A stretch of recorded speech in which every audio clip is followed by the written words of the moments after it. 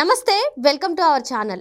AP deputy CM Pawan Kalyan ఈ రోజు పంచాయతీ శాఖ చేసే కార్యక్రమాలను పరిశీలించారు. ఈ సందర్భంగా కృష్ణా జిల్లా కంకిపాడు మండలం గుడవూరు దగ్గర అయితే రోడ్డు పనులు ఎలా ఉన్నాయి అని చెప్పి ఆయన గొయ్యి తీయించి మరీ కూడా పరిశీలించారు. మరి దీనిపై పూర్తిగా విశ్లేషించడానికి మనతో పాటుగా ఉన్నారు సీనియర్ జర్నలిస్ట్ దుర్గకుమార్ గారు. వారిని అడిగి పూర్తి వివరాలు తెలుసుకుందాం. సార్ నమస్తే. సార్ నమస్కారం. మన శ్రావణి మన వీక్షకులు. సార్, మనం చూస్తున్నాము డిప్యూటీ సీఎంగా బాధ్యతలు స్వీకరించినప్పటి నుంచి కూడా పవన్ కళ్యాణ్ గారు ఆయా అభివృద్ధి కార్యక్రమాలకైతే పులుముకున్నారు. మనం చూసాము, నిన్నగాక మొన్న గిరిజనుల అభివృద్ధి గురించి రోడ్డు వేయడానికి శంకుస్థాపన చూశారు. అంతకుముందు అయితే తన సొంత నియోజకవర్గం పిఠాపురంలో 100 పడకల ఆసుపత్రిని ప్రారంభించారు. 30 పడకలు ఉన్న దాన్ని 100 పడకలకు విస్తరించాలని ఇలా ఆయా అభివృద్ధి కార్యక్రమాలకైతే ఆయన ముందడుగు వేస్తున్నారు. వెంటనే అభివృద్ధి పనులు జరగాలని చెప్పి కూడా ఆయన నిర్ణయాలు తీసుకోవడం కూడా మనం చూసాం. సార్, ఈ రోజు చూసినట్లయితే ఏదైతే కృష్ణా జిల్లా గొడవూరు దగ్గర రోడ్డు పనులు పంచాయతీ శాఖ ప్రారంభించిందో దాన్ని పరిశీలించారు. సార్, ఆ సందర్భంగానే గొయ్యి తీయించి మరీ కూడా నాణ్యతను పరిశీలించారు. అసలు ఇలాంటి అభివృద్ధి ఎప్పుడైనా గతంలో జరిగిందా? ఏంటి సార్ ఆయన చేసే ఇంకా అభివృద్ధి పనులు ఎలా ఉండబోతున్నాయి? మీ స్పందన ఏంటి సార్? అంటే 2019 నుంచి 24 వరకు ఇప్పుడు పైన అవినీతే ఉంది, కింద అవినీతే ఉంది. కొన్ని రోడ్లు కూడా వేయకుండా కూడా బిల్లులు తీసేసుకున్న సందర్భం ఉంది. అంటే అధికారులు కూడా ఎలా తయారంటే రౌతును బట్టి గుర్రం అని చెప్తారు. ఇప్పుడు ప్రభుత్వంలో పెద్దలే అవినీతి చేస్తున్నప్పుడు కింద శాఖ వాళ్ళు చేయరని కాదు, తర్వాత పై వాళ్ళే మేము బిల్లులు మీరు అది వర్క్ చేయకపోయినా బిల్లులు ఇచ్చేస్తాము, ఎక్కడ వాళ్ళు అక్కడ పంచుకుందామని ఒక నిర్ణయానికి వచ్చినప్పుడు కూడా ఇట్లాంటివి జరిగినాయి. ఇప్పుడు అదే ధోరణి కనపడింది మనకు కూడా. ఇప్పుడు ఈ కొత్త ప్రభుత్వం, కూటమి ప్రభుత్వం వచ్చిన తర్వాత కూడా ఆ వాళ్ళ అలవాట్లు మార్చుకోవడానికి కొంత టైం పడుతుంది. ఇప్పుడు ఆయన పవన్ కళ్యాణ్ గారి చేతిలోనే ఉంది పంచాయతీరాజ్ శాఖ. 4,75,00,000తో 3.75 కిలోమీటర్స్ రొయ్యూరుకి వేశారు రోడ్డు, కంకిపాడు మండలంలో వయా గొడవరు విలేజ్ మీదుగా. అయితే ఇవాళ ఆయన రోడ్డు పరిశీలనకి వెళ్ళినప్పుడు సీసీ రోడ్డు, అది సిమెంట్ రోడ్డుకి 6 అంగుళాలని ఒక స్పెసిఫికేషన్ ఉంటుంది గవర్నమెంట్ ఇంజనీరింగ్ స్టాండర్డ్ ప్రకారం. అది కరెక్ట్గా వేసారా లేదా అనేది ఆయన తవ్వి కూడా చూసుకున్నాడు. అంటే ఒకసారి 5 అంగుళాలు వేస్తారు, 4.5 అంగుళాలు వేస్తారు. ఇప్పుడు రౌతుకు గనక, అంటే గుర్రం మీద ఉండే రైడర్కి గనక అవగాహన లేకపోతే గుర్రం 4 కాళ్ళ మీద కూడా పరిగెత్తదు అనేది ఒక సామెత ఉంది. 3 కాళ్ళు సార్లే ఎందుకు అంటే ఆడికి సరైన అవగాహన లేదు కదా అన్నట్టుగా. అట్లాగే ఇప్పుడు ఇవన్నీ కూడా చెక్ చేస్తే అక్కడ ఇతర శాఖలకు కూడా ఇతర వర్కులు ఇతర జిల్లాల్లో కూడా భయం ఏర్పడుతుంది రాష్ట్రం అంతటా. ఎప్పుడు ఎక్కడికి వచ్చినా కూడా ఎక్కడ ఏ పాయింట్లో తవ్వి చూస్తారో తెలియదు కాబట్టి అన్ని సార్లు కూడా ఆ నాణ్యత పాటిస్తారు. ఖచ్చితంగా 6 అంగుళాలు ఉండే విధంగా చూసుకుంటారు. కింద బెడ్ ఉంటుంది, అదొక 3 అంగుళాలు 4 అంగుళాలు అట్లా అన్నమాట. WBM అంటారు అది వేరే మెటలు, తర్వాత స్టోన్, డస్ట్ అవన్నీ కలిపి మిక్స్డ్ చేస్తారు బెడ్ లాగా, ఇది కుంగిపోకుండా. తర్వాత కాంపాక్షన్ అని మట్టి రోడ్డుని ముందు రోలర్తో బాగా తొక్కించకపోతే ఏమవుతుందంటే ఈ మట్టి రోడ్డు కనుక కుంగిందంటే సిమెంట్ రోడ్లు కూడా కుంగిపోతాయి, పగుళ్ళు వచ్చేస్తాయి. అందువల్ల కింద మట్టి రోడ్డును ముందు గట్టిపరచాలి, తర్వాత దాని మీద WBM అనేది వేస్తారు, మెటల్ ఒక బెడ్, అది మళ్ళీ రోల్ చేస్తారు. ఆ తర్వాత మళ్ళీ సిమెంట్ రోడ్ వేస్తారనమాట. అది కూడా ఈ ఒక 5 అంగుళాలనో 6 అంగుళాలనో దీన్ని బట్టి ఉంటుంది. నేను అనుకోవటం 6 అంగుళాలు అయితే ఉంటుంది అనుకుంటున్నాను. అది ఆయన తవ్వి చూడటం అనేది గొప్ప విషయం. ఎందుకంటే ఇవాళ రేపు గతంలో 5 ఏళ్లలో మనం ఎక్కడ కూడా మంత్రులు వాళ్ళ శాఖలకు సంబంధించిన దేనిది అవగాహన లేకుండా, అసలు బాధ్యత లేకుండా, ఆయన పోలవరం నాకే అర్థం కాలేదని ఇరిగేషన్ శాఖ మంత్రి, మేజర్ ఇరిగేషన్ శాఖ మంత్రి, కనీసం ఎప్పుడు కవుద్దో చెప్పాలి, ఏం ఇబ్బంది ఉందో చెప్పాలి, అసలు నాకే అర్థం కాలేదని ఒక కన్ఫ్యూజన్, అంటే ప్రజల్లో ఒక అనుమానాలు క్రియేట్ చేశాడు, ఒక గందరగోళం సృష్టించాడు. అంటే అదేదో లాటిన్ గ్రీక్ అన్నట్టుగా. ఇప్పుడు దాన్ని ఒక డిజైన్ వేసినప్పుడు అది ఇంజనీర్లకు అర్థం అవుద్ది కానీ మినిస్టర్కి అర్థం అవ్వాల్సిన అవసరం లేదు. అసలు వాళ్ళ శాఖలో ఇంజనీర్లకైనా అర్థమైందో లేదో ఆయన చెప్పలా. అది నాకే అర్థం కాలేదంటే చూసే వాళ్ళకి ఏమనుకుంటారంటే వాళ్ళ చీఫ్ ఇంజనీర్లకి, ఇంజనీరింగ్ చీఫ్లకి, అక్కడ ఉండే సూపరింటెండింగ్ ఇంజనీర్లకి, ఎగ్జిక్యూటివ్ ఇంజనీర్లకు కూడా అర్థం కాని ప్లాన్ ఏదో వేశారు కామను, అంత గందరగోళంగా ఉందన్నట్టుగా ఆయన పిక్చర్ ఇచ్చాడు. ఇప్పుడు వెనకటికి ఎవరో ఒక ఆయనకి పూర్వం ఉత్తరం వచ్చిందంట, పోస్ట్ బాగా అప్పుడు పనిచేసేది. పోస్ట్ పనిచేస్తే ఒక ఆమెకి ఎవరో ముసలామెకి ఉత్తరం వస్తే ఒక అతను నాపోటి అని చదవమని ఇచ్చిందంట. ఆడికి చదువు రాకపోతే అది చూసి బోర్ని ఏడ్చాడంట. అంటే ఏదో ఎవరు చచ్చిపోయారనుకుని ఈమె కూడా ఏడిచిందంట. వచ్చిన వాళ్ళందరూ ఏడుస్తున్నారంట. అసలు ఏందిరా మీరందరూ ఏడుస్తున్నారంటే, అదిగో ఏదో ఉత్తరం వచ్చింది, అది చూసి అదిగో ఆయన ఏడ్చాడు, అందుకని మేమందరం ఏడుస్తున్నాం అన్నారంట. అది తీరా ఇప్పుడు చదువు వచ్చిన నీలాంటి ఒక ఆమె తీసి చూస్తే అందులో ఏడ్చే విషయం ఏం లేదు. ఆడికి చదువు రాక ఆడు ఏడ్చాడు. అట్లాగే ఇప్పుడు ఆయన కూడా ఆయన బిఏనో చదివితే ఇంజనీరింగ్ ప్లాన్లు ఎట్లా అర్థమవుతాయి? అందులో అంత పెద్ద మేజర్ ప్రాజెక్ట్, బహుళార్థక సాధక ప్రాజెక్ట్, అది మల్టీపర్పస్ ప్రాజెక్ట్ అనమాట. అది నాకు అర్థం కాలేదనేది చెప్పాడు. అంతకుముందు అదే అనిల్ కుమార్ యాదవ్ 2021 కల్లా మేము అవజేస్తామని తొడగొట్టి చెప్పాడు. 19లో మంత్రి పదవి తీసుకుని 2 ఏళ్ల లోపు అవజేస్తామని. ఈయన ఇప్పుడు మళ్ళీ ఆ తర్వాత మంత్రి అయ్యాడు ఈయన. ఆయన అయినా 2 ఏళ్ల తర్వాత వచ్చి కూడా ఈయన నాకు అర్థం కాలేదన్నాడు. అట్లాగే ఇప్పుడు పవన్ కళ్యాణ్ గారు కానీ ఇప్పుడున్న మినిస్టర్స్ ఎవరైనా సరే వాళ్ళకి సంబంధించిన శాఖల్లో ప్రతిదీ కూడా క్షుణ్ణంగా నేర్చుకుంటున్నారు, పరిశీలిస్తున్నారు. ఇప్పుడు జీవి రెడ్డి అని ఆయన ఫైబర్ నెట్ చైర్మన్గా అయిన తర్వాత ఆయన స్వతహాగా చార్టెడ్ అకౌంట్ కాబట్టి అందులో ఇవాళ 2,000 కోట్ల రూపాయల అప్పులు బాకీలు పెట్టిల్లారు. అసలు అది ఎంత పెద్ద కార్పొరేషను, దానికి 2,000 కోట్ల రూపాయలు ఇంకా బాకీలు పెట్టిల్లారు. 1,500 మంది ఉద్యోగస్తుల్ని అనవసరంగా చేర్చుకున్నారు. వాళ్ళకేమో పని తెలియదు, ఏమి తెలియదు. తర్వాత అంతకుముందు మా టైంలో 10 లక్షల కనెక్షన్లు ఉన్న దాన్ని తీసుకొచ్చి ఇప్పుడు 2 లక్షలకి తీసుకొచ్చారు. తర్వాత ఏమో ఆ రోజున మేము 100 రూపాయలకి ఇస్తే ఇప్పుడు ఇంకా రేట్లు పెంచారు, ఛానల్స్ తగ్గించారు.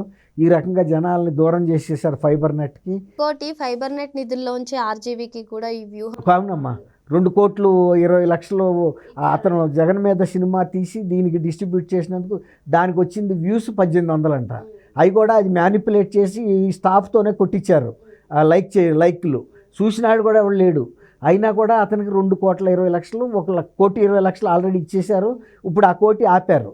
ఇప్పుడు ఆ మిగిలింది కూడా వసూలు చేస్తానని కూడా చెబుతున్నాడు జీవి రెడ్డి.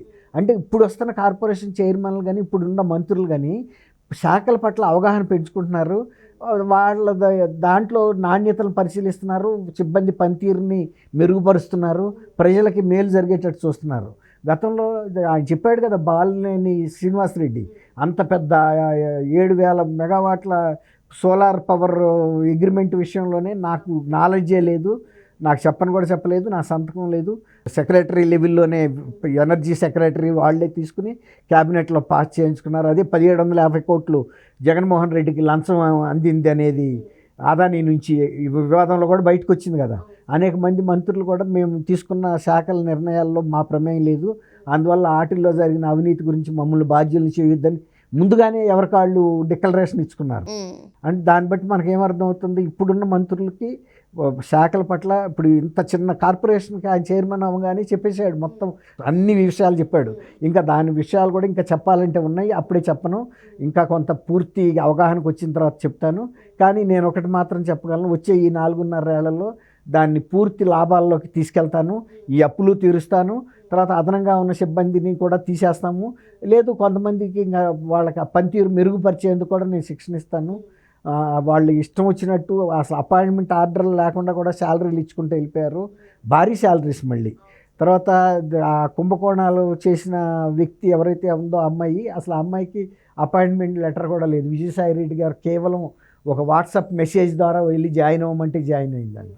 అంటే వాళ్ళ ఇష్టం, నా మాటే శాసనం అనేదో సినిమాలో ఉంటుంది చూసారా, అట్లాగే వైఎస్ఆర్సీపీ నాయకులు మా మాటే శాసనం అని ఉద్యోగాల్లో పర్మనెంట్గా పెట్టేయటం, వాళ్ళకి జీతాలు ఇవ్వటం ఇష్టానుసారం.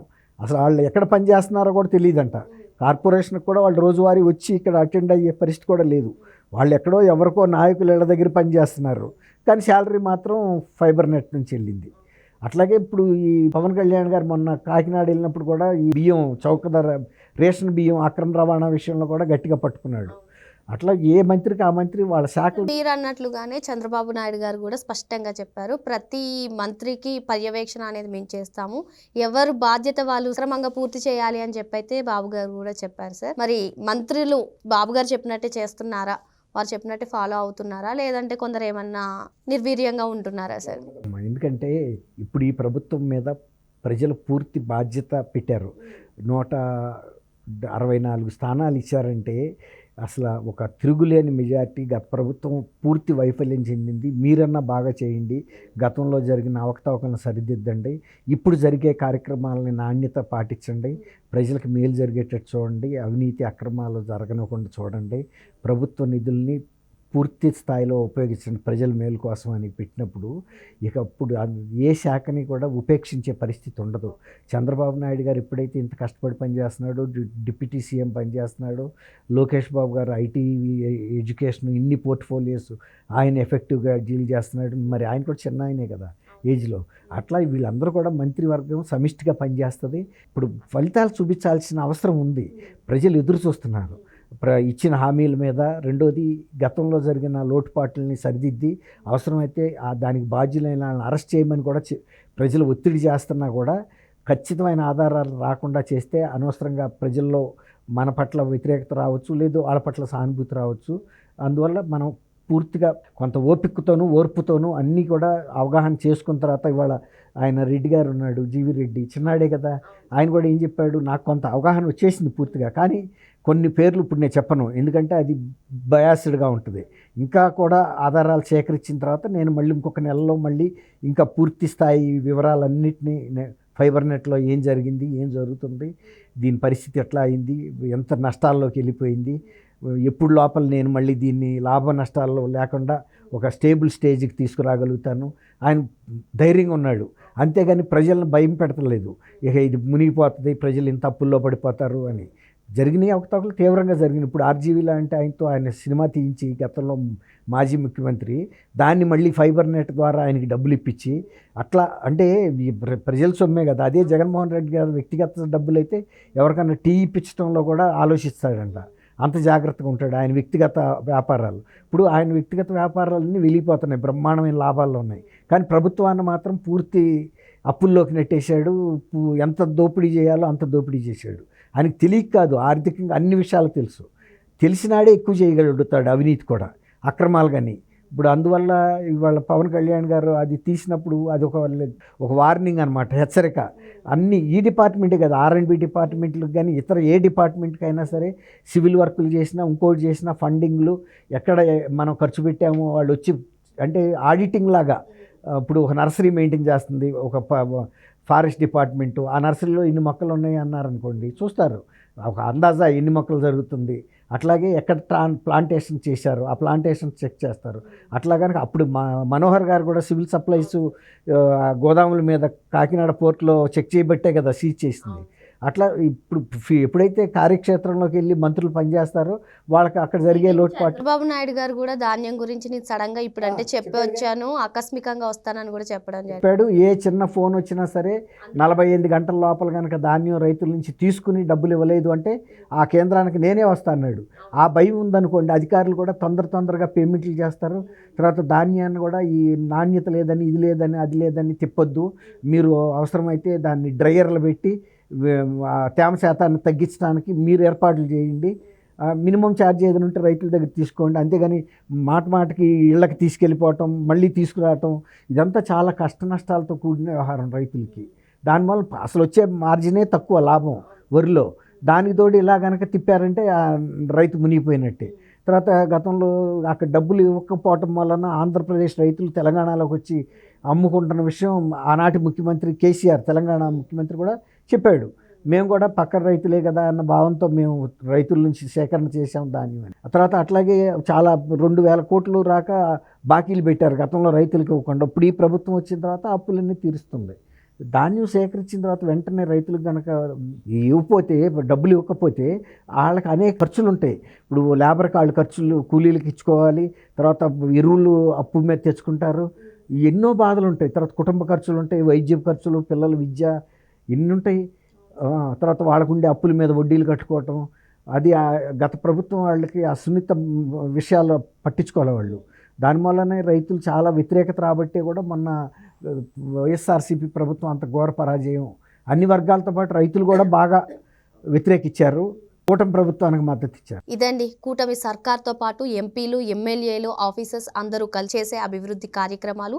ఆ అభివృద్ధి కార్యక్రమాల్లో నాణ్యతను కూడా చూడడం జరుగుతుంది. ఈ అంశంపై ఇప్పుడు చర్చించాం. మరో అంశంతో మళ్ళీ కలుద్దాం. Thank you sir. Thank you అమ్మా శ్రావణి.